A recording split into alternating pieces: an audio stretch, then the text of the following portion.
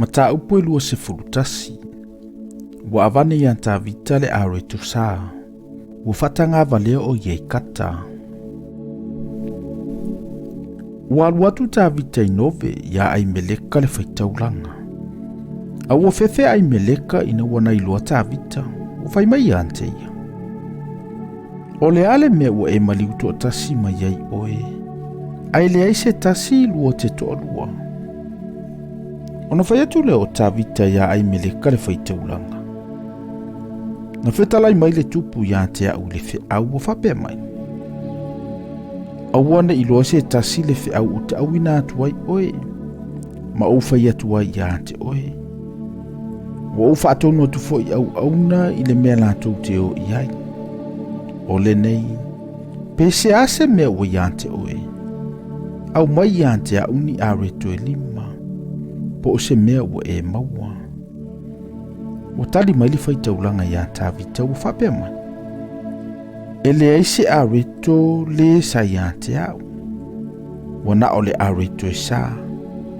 A failava ua nofo e se tau le lea ma lanto wa vae ma fai ai. Wa tali atu ta vita le faitaulanga ua fape antu ya te ia. E moni. Wa potolu nofo e se aia mato wa vae ma i mato. Talulo usau. Wa pa ia fo i mea antau le lea. Wa peise i wa lea sa fo i le areto. I le malea fo i wa fapa ia ina nisi areto i le aso nei le ipu. O na avatu le le faitaulanga ya te ia le areto sa. Awai le ia ini areto na areto e laulau ina i luma. Na ave esea na i luma Yehova e tu ina ai areto vevela i le aso e ave esea ai. Sa ia i le aso le tasi au na saulo. Na tau fia o i e lumo Yehova. O lona ingoa o to e kale sa e toma. Le pule i leo leo mamo e saulo. O faya tu foi ta vita ya ai meleka.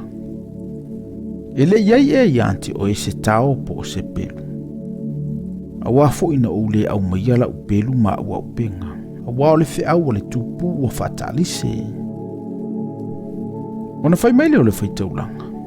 O le pelu a koliata le felicitia na e fasie le vanu o le tapeneto. Fauta. O loo ta aia i le ofu i tua o le e fota. A fai e te ave lea, ina ave ia. A wai le eise tasina o lea. Ona fai atu leo ta vita. E le eise tasi e tusa ma le na. Au mai ia ia te au. Watu lai ta vita ua sola i le aso na ia saulo. Wo watu ia akisa le tupo kata. Fai atu au na akisa ia te ia. E leo ta vita e ale nei.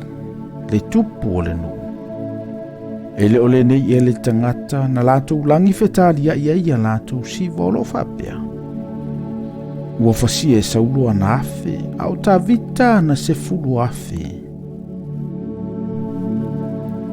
Ua tu e ta vita nei upu ilo na loto. Ua matu afefe iluma o a kisa le tupu o kata. Wana liliula na amio yo lato uluma. Ua fatangava lea yo lato ulima. O ia tusi pui o le faitotoa. Ma faasi sinalo na fea nunga ila na ava. Ona fai mai e leo a kisa ia na au na faauta. Ua auto iloa le tangata o loo valea. O le a ele mea ua auto au mai ai o ia te au. O te onge vale e au. Ua auto au mai ai le nā tangata e wha vale valea i o luma. E sau ea le nā tangata i lo ufale.